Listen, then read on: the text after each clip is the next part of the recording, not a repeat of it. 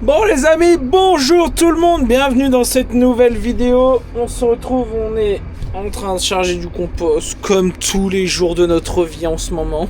Mais du coup, comme la météo se porte bien, on continue le transport. Et puis bah comme vous savez, on va essayer de très bien finir cette semaine le tas des 1200 ou 1400 tonnes à sortir. Donc là c'est top, on a les deux bennes qui roulent, on a déjà fait un tour ce matin. Bon là il y avait un petit peu d'attente parce que fonction des produits, bah on n'est pas tout seul à charger non plus. Il y a des gars, parce qu'en fait il y a plusieurs niveaux, comme je vous ai expliqué dans la dernière vidéo, de décompaction et d'utilisation du compost. Et il y a des entreprises qui ont besoin du compost moins décomposé que ce que nous on va chercher pour je ne sais pas quoi faire, mais pour faire des choses certainement. Bah, voilà, il y a moins de vent que la semaine dernière, c'est plus agréable à rouler et ça sort moins d'ébène. Pour le coup ça c'est top. Donc j'ai même pas vu Steph ce matin, mais je pense qu'il va continuer au pulvé. De toute façon en ce moment c'est les activités avec ça. Bah, après on aimerait bien quand même reprendre un peu de la mécanique pour que ça avance aussi. Mais bon, c'est comme tout, ils peuvent pas être partout. Sinon après en restant du boulot on est à jour. Là en ce début de semaine sur la plateforme ils chargent avec sa plus petite chargeuse.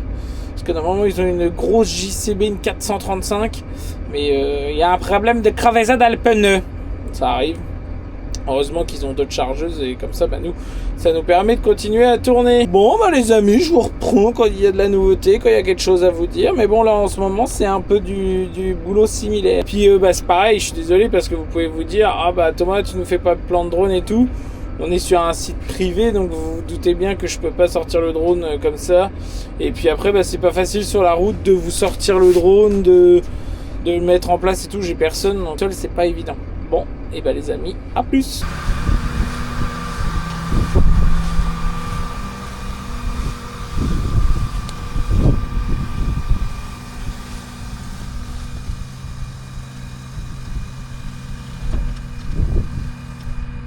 Je vous prends, on est en début d'après-midi et je vous prends parce que moi je suis sur mon dernier tour. Parce que comme je vous ai déjà expliqué, la plateforme ferme de bonheur. Commencez à avoir un petit tas, hein. Les blés sont magnifiques avec celui-là. On a pu voir sur les différents organismes avec qui on travaille, Chambre d'agriculture, etc. Par rapport aux premières estimations, les blés auraient entre 3 semaines et 1 mois d'avance. Alors c'est bien, mais c'est pas bien. On craint un peu le coup de gelée du mois d'avril. Donc il va falloir quand même faire attention. Nous, de notre côté, on avance bien. Normalement, pour cet îlot-là, c'est fini. Parce que là, du coup, on a stocké du compost. Alors, on a fait le choix de l'étaler sur toute une ligne. Parce que, comme ça correspondait quasiment à la totalité de la longueur de la fourrière, on a préféré faire comme ça. C'est beaucoup plus simple comme ça. Malheureusement, avec le train de pulvé, il va se décaler, mais qu'une fois. Parce qu'on aurait pu faire ça en 2 tas distincts. Une ligne de 2 tas, quoi. Mais du coup, on a préféré faire comme ça. C'est plus simple. Bon, et les amis, moi je vais reprendre la route gentiment, refaire le plein du tracteur, le plein l'AdBlue, et puis pour aujourd'hui, ma foi, c'est difficile d'entamer quelque chose à 3h de l'après-midi, parce que faut quand même que ce soit un truc faut quand même qu'on suive, et puis on en profite aussi quand on rentre, de regarder les attelages, pression, etc. Mais ça je vous ai déjà dit. Bon, et les amis, soit à tout à l'heure, soit à demain.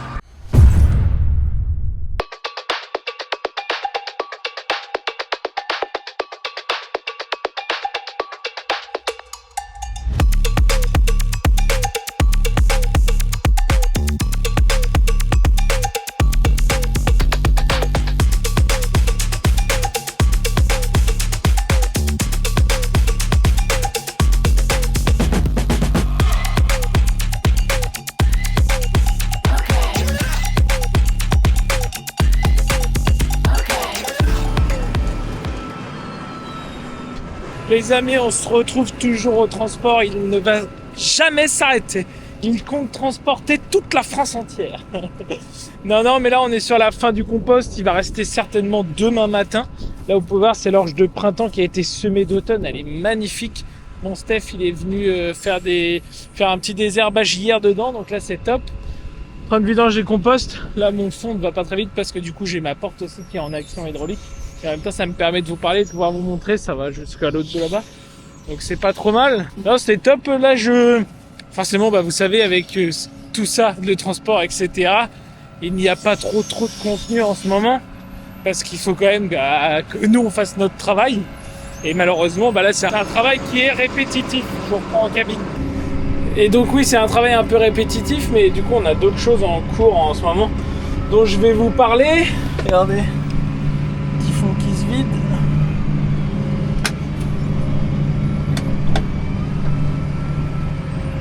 Du coup oui, j'étais en train de vous parler. On a d'autres projets aussi en ce moment. Hop, on nettoie les petits crochets. Vous savez, sur le projet du renouvellement de l'épandeur à engrais, etc., on avance bien et je vais vous expliquer comment on raisonne, comment on choisit, comment on fait tout ça. Donc ça peut être intéressant pour vous et puis de voir que vous puissiez voir nos méthodes au niveau de l'investissement, etc. Bon les amis, moi je repars manger et je vous explique ça tout à l'heure. Bon, je viens d'arriver avec un petit peu d'avance à la plateforme.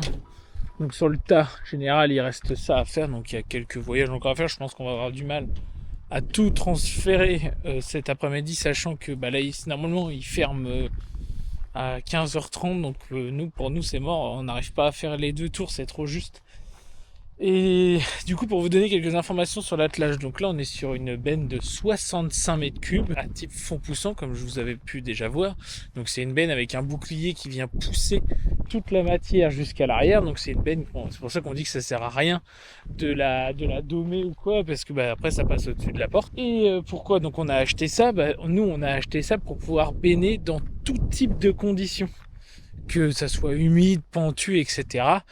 C'est l'avantage de cette benne-là, vous pouvez benner dans n'importe quelle position. Et du fait d'avoir 65 mètres cubes, 10 grands volumes, donc en matière peu lourde, eh bien vous pouvez charger la benne sans problème en respectant les normes de sécurité des 44 tonnes. Vous en transportez beaucoup parce que, à titre d'exemple, aujourd'hui dans la 87-24 qui est une 24 tonnes 3 essieux, en mètres cubes, je me rappelle plus exactement, mais là c'est une benne où quand elle est chargée au compost, vous en mettez 15 tonnes quoi.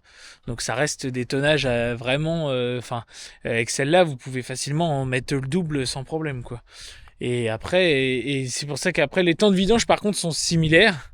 Celle-là en 2 minutes est vidangée, à contrario d'un autre système qui est un fond mouvant, où là c'est 2 lattes qui viennent pousser l'une à côté de l'autre en quinconce qui fait pousser la matière. Celle-là en 2 minutes est vidée, alors qu'un fond mouvant c'est plus autour des 10 minutes quoi. Celle-là c'est le typique d'une benne classique quoi. Jouer avec la 87-24, il met pas plus de temps. Et l'été c'est pareil. Celle-là quand elle est chargée de blé ou autre matière, nous ça nous est déjà arrivé sur certains sites où il y a personne, entrée-sortie de bascule 3 minutes. Et ça va assez vite parce qu'en fait l'avantage c'est que ce qui est vraiment important à gérer c'est votre porte arrière.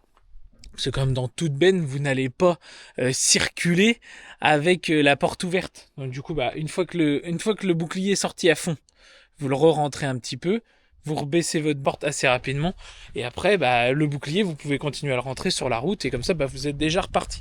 C'est l'avantage de ces attelages-là. Et puis, pourquoi essieu forcé et pas en hydraulique ? Eh bien parce que de l'hydraulique, il faut pas oublier de le verrouiller.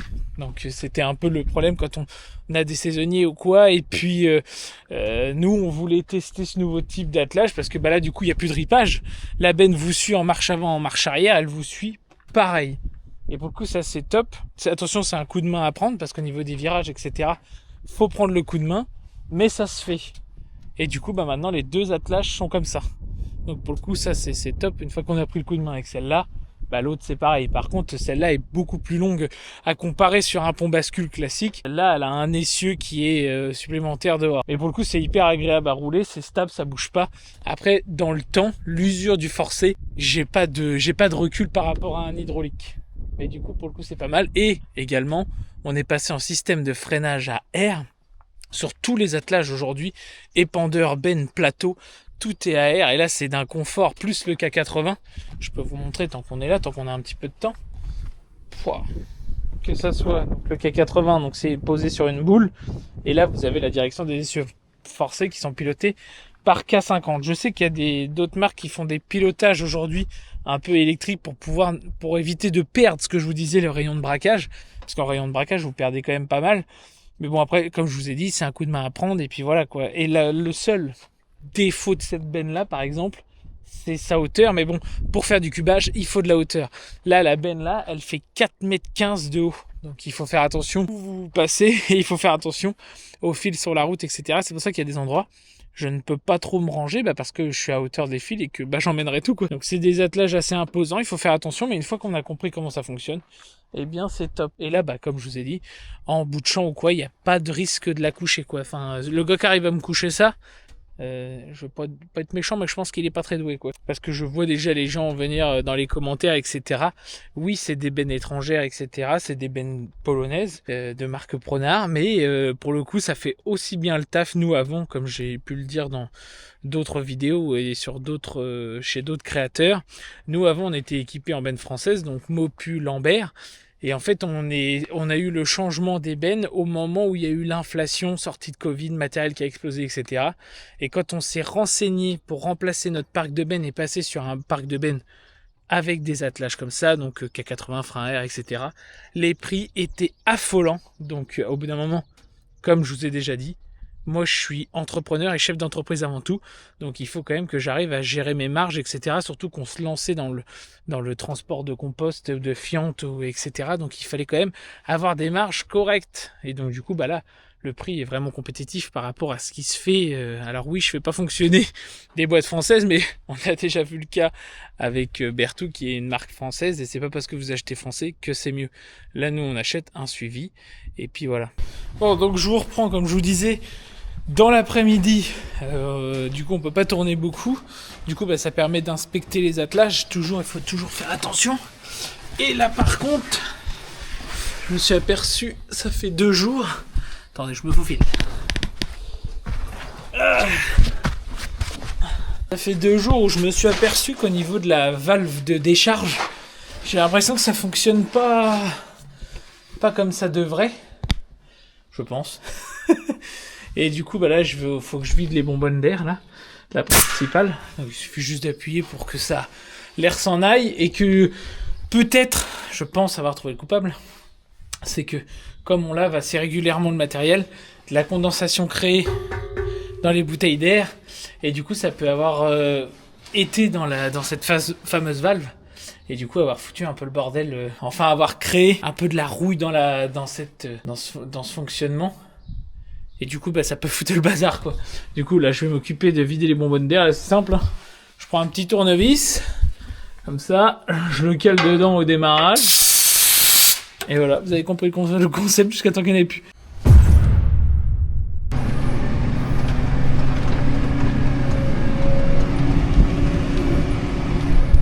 Bon, bonjour tout le monde, j'espère que vous allez bien. On se retrouve en ce vendredi matin. Et du coup, hier, je m'explique, parce que hier, ça a dû vous paraître un peu brutal. En fait, hier, j'ai pas pu vous filmer, tout ça, parce qu'arrivé un moment, quand je me suis mis à démonter, en fait, j'ai oublié de reprendre la caméra. Idiot du village. Donc, du coup, ce matin, ça y est, tout fonctionne nickel, un petit coup de dégrippant, puis c'est reparti. Et du coup, là, ça y est, le compost est terminé. On a sorti les 1200 tonnes par là. Donc là, ça, c'est bon. Par contre, si je refermais le cul de la benne, ça serait mieux. Et du coup, oui, on a fini les 1200 tonnes, donc ça, c'est plutôt top. Ça, c'est impeccable. On attend juste les analyses de confirmation du compost et le total transporté. Mais nous, avec les bons, on avait fait le calcul, donc on est autour de ça. Donc au moins, c'est top, c'est pas mal. Nous, l'activité de transport se développe à ce niveau-là.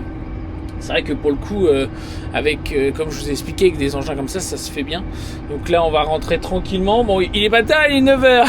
Il restait un tour chacun ce matin. Donc comme ça, puis ça a permis de réessayer la benne, voir si ça allait bien. Et comme ça, au moins, on sait que maintenant, ça roule nickel. Donc du coup, là, j'ai eu aussi un appel d'un client pour du fumier. Mais là, du coup, ça ne sera pas pour tout de suite. C'est pour fin mai, début juin. Donc les gars commencent à organiser pour être au mieux placés dans notre planning. Là, Steph, lui, est arrivé et à jour au niveau des différents traitements. Et ce sera la semaine prochaine maintenant. Il avance bien de son côté aussi. Donc du coup, là, hier, c'est surtout on prend du temps, on regarde ce qu'on a facturé, ce qu'on n'a pas facturé en prestation pour rien oublier. Parce que c'est vrai que quand on a la tête dans le guidon comme ça, après on oublie un peu de tout. Donc ça, c'est impeccable. Aujourd'hui, je vais vous expliquer, comme je vous ai dit hier, notre façon de penser, de comment on réfléchit au moment de renouveler du matériel, etc. Parce que bah là, comme vous vous doutez, bah, pour les pendeurs à engrais, ça a bougé un peu. Donc du coup, je vais vous expliquer, c'est même fait maintenant. C'est pour ça que maintenant que le projet est validé, signé, etc. et que tout est accepté, eh bien on a fait notre choix. C'est sur quoi on part et comme ça je vais vous expliquer ce qu'on a actuellement, ce qu'on a fait comme projet. Et comme ça vous allez tout savoir et ça vous fait rentrer un petit peu plus avec nous. Bon allez, moi je rentre tranquillement au QG et je vous explique ça. Bon, comme je vous ai dit tout à l'heure, transport fini. Donc place au lavage maintenant. Un petit peu de boulot quand même. Et je vais vous montrer de quoi on était équipé. Donc comme je vous disais en attendant que la première benne se lave, dire de quoi on était équipé niveau épandeur à engrais. Je mets juste ça là. Bon les copains, on se retrouve sous gros EPI. Toto il commence des trucs et puis il finit rien. Ah, c'est bien du Toto ça. Non mais du coup, alors pour vous expliquer, oui. Notre raisonnement aujourd'hui sur le changement de la machine. Déjà, qu'est-ce qu'on a pour commencer? Donc, on est sur un Vicon qui est maintenant a été racheté par Verneland. Donc aujourd'hui, vous pouvez plus acheter un Vicon, mais vous achetez un Verneland. Et nous, c'est un ROEDW. Alors, la signification, aucune idée. Donc on est sur un système en bâche manuelle, donc avec des pales capables de pousser jusqu'à 42 mètres, mais nous on est en 36, donc ça suffit, mais on est parti sur les pales 42, parce qu'on a fait des matières un peu plus légères, et dans le passé, on pouvait voir qu'avec les pales qui étaient en maxi 36, bah, des fois ça avait un peu de mal. Donc c'est une machine qui a super bien fonctionné. Là, il a été lavé juste avant qu'on finisse le 3e tour d'engrais. C'est un entraînement mécanique et ça, c'est ce que je vous dis. Je voulais changer parce que pour le coup, je préfère passer sur un entraînement hydraulique. Il y a plus de polyvalence, etc. sur l'entraînement hydraulique. Et après, bah, là, il était sur un 6070.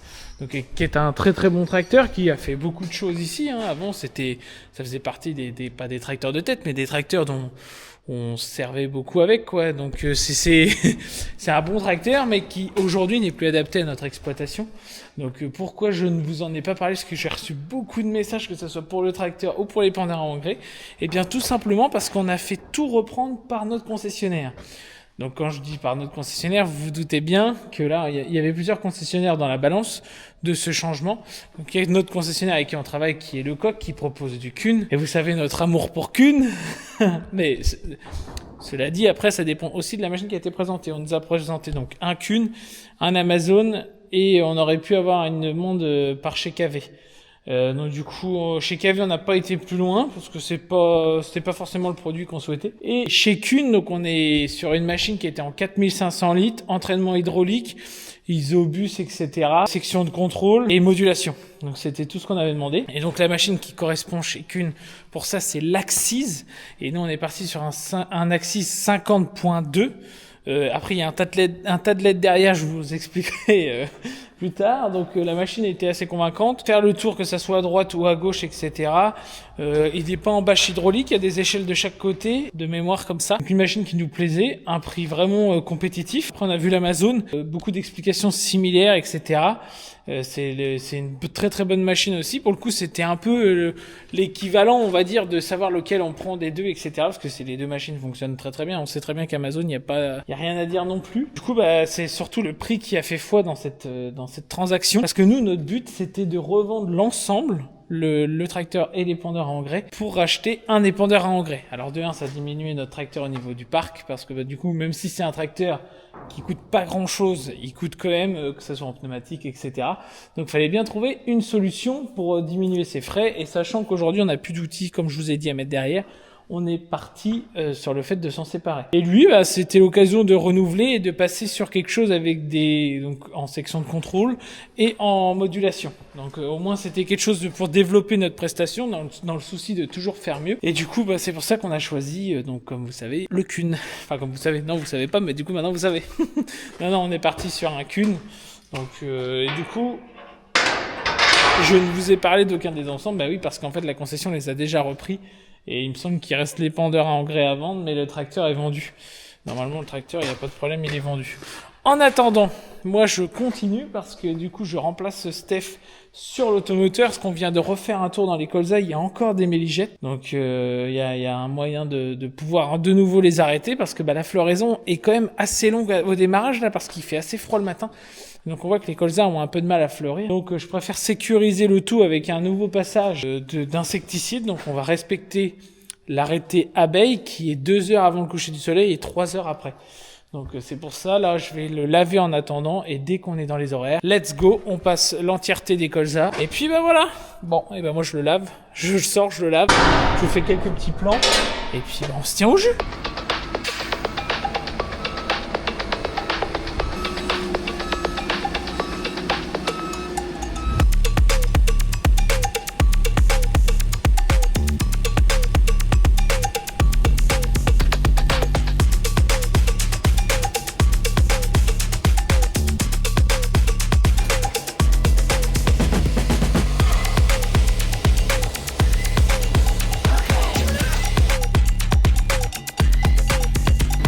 Bon, vous avez vu un petit peu le démarrage. Moi, je continue de le laver. Je vous montre après, une fois que c'est fini de laver. Allez, ciao. Bon, je vous vois déjà venir les perfectionnistes à 2 balles, là, en carton. Oui, Thomas, tu nettoies l'automoteur, il reste des tâches.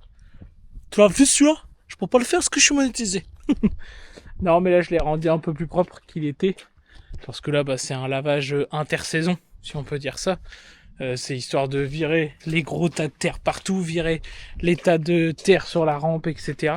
Histoire de rendre la machine un peu plus propre. Et c'est surtout essentiellement, quitte à laver les carreaux, autant laver une bonne partie de la machine. Comme ça, au moins, c'est fait.